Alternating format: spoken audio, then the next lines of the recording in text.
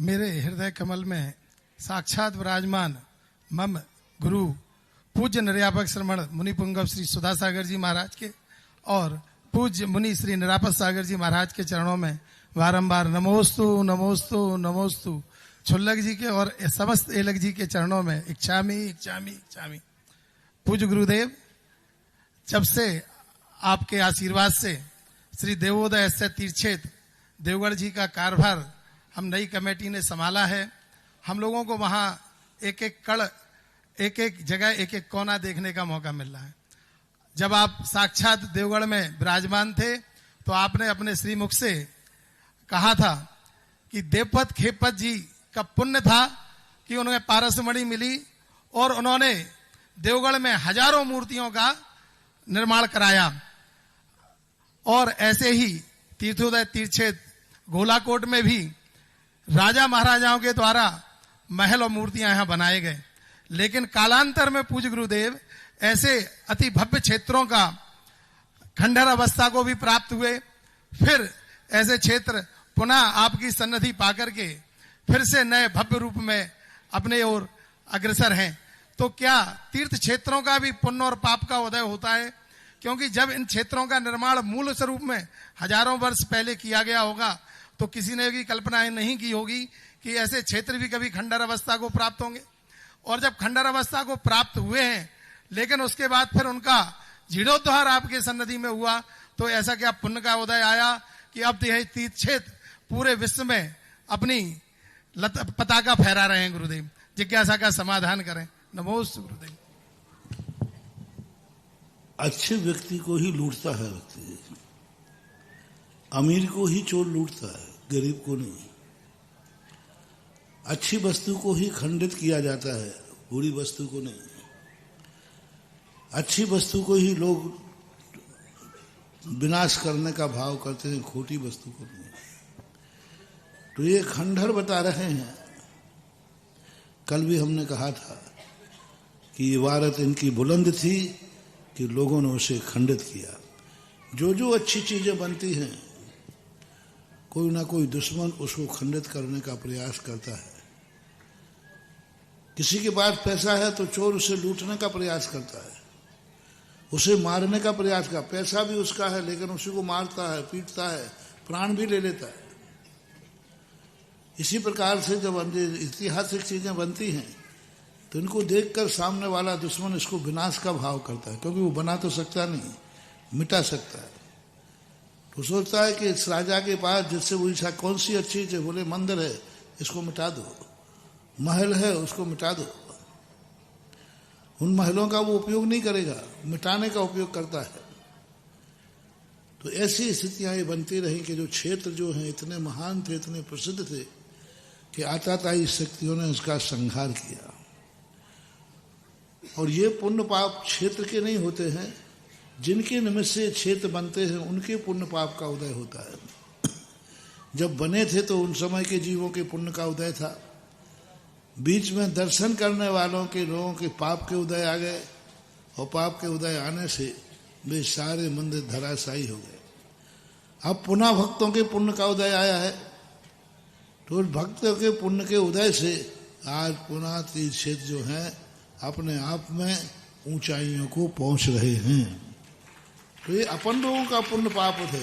क्षेत्र का पुण्य पाप तो एक अलग ढंग है, उसकी तो एनर्जी अलग होती है, लेकिन वास्तविक रूप से अपन लोगों के पुण्य पाप है। इस समय अपन लोगों का इतना चरम पुण्य चल रहा है, इतना परम पुण्य चल रहा है कि कोई अच्छी वस्तु खंडित हो जाए तो लोगों को सहानुभूति होती है, दया आती है और उसे फिर से उठाने के लिए भाव करते हैं।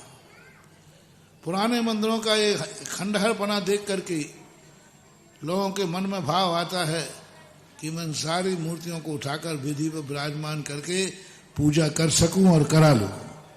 तो ये जो भाव आ रहा है, यही भाव अपना पुण्य है। हमारे भाग्य हैं कि हमें किसी तीर्थ क्षेत्र का जीर्णोद्धार करने का मौका मिला। हमारे आपके भाग्य हैं कि तुम्हें देवगढ़ जैसे क्षेत्र पर कुछ काम करने को मिला। मेरे अभाग्य हैं कि मुझे तुम्हें आशीर्वाद देने का मुझे सौभाग्य मिला कि तुम्हारा नमोस्तु धर्म के लिए हो रहा है, सारी दुनिया कर्म के लिए नमोस्तु करती है, महाराज आशीर्वाद दो, मेरी गृहस्थी अच्छी चल जाए, मेरी गृहस्थी में बहुत परेशानी है दूर हो जाए, इसके लिए आशीर्वाद लेने वाले बहुत आते हैं। उसमें आशीर्वाद देकर मैं अपने आप को धन नहीं मानता, लेकिन जब कोई व्यक्ति कहता है कि महाराज जी आशीर्वाद दो, हम धर्म क्षेत्र की रक्षा करने में सफल हो जाएं, हम धर्म क्षेत्र को विकसित करने में सफल हो जाएं, धर्म कार्य को ऊंचाइयां देने में सफल हो जाएं, ऐसा नमोस्तु जो मांगता है, उस समय मुझे आशीर्वाद देने में भी गर्व होता है और मैं अपने आप को धन्य मानता हूं। जो अपने जीवन को धर्म के विकास में लगाना चाहता है, उसके लिए आशीर्वाद मांग रहा है, तो ये कितने बड़े सौभाग्य की बात है, अवभाग्य की बात है कि देखो हमारे द्वारा ये कार्य हो रहा है और उसके लिए मांग रहा है कि महाराज आशीर्वाद दो, मैं कुछ क्षेत्र के लिए कर सकूं। तो ये तरीका होता है बहुत बड़ों का आशीर्वाद। गलत कार्यों में भी तुम ले सकते हो, बशर्ते उस गलत कार्य करने का अभिप्राय आपका चोखा होना चाहिए। कार्य गलत है, आरंभ और परिग्रह है, लेकिन अभिप्राय चोखा होने से गलत कार्य को भी गुरु का आशीर्वाद मिल जाता है, क्योंकि गुरु अभिप्राय चोखा होने पर कितना भी गलत कार्य क्यों ना हो, साधु उसे गलत मानता ही नहीं है, क्योंकि अभिप्राय कैसा था? सही, चोखा था। अभिप्राय चोखा है तो फिर क्या बुराई मानने की जरूरत है? तो तुम्हें भी मानना चाहिए, हम भी मानते हैं। अपन कोई धर्म पर एहसान नहीं कर रहे हैं। क्षेत्र पर तुम्हें काम करने का मिला है तो तुम क्षेत्र के ऋणी हो। तुम्हें मानना चाहिए, हे क्षेत्र मैं तेरा बहुत ऋणी हूं, 100 बहुत धन्यवाद जो मुझे तूने सेवा करना मेरी स्वीकार कर लिया है।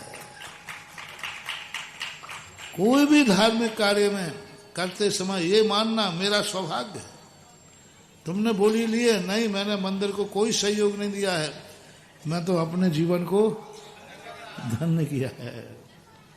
कोई समय नहीं, बिल्कुल भी मन में कभी आए कोई कहे भाई तुम बहुत समय देते हो, देखो तुम्हारा मंदिर के लिए बहुत सहयोग है, इस क्षेत्र के लिए बहुत सहयोग है, देखो आपने तो कहाँ पहुंचा दिया, देखो देवगढ़ का कितना विकास हो गया, बहुत भैया आपके लिए बहुत बहुत धन्यवाद।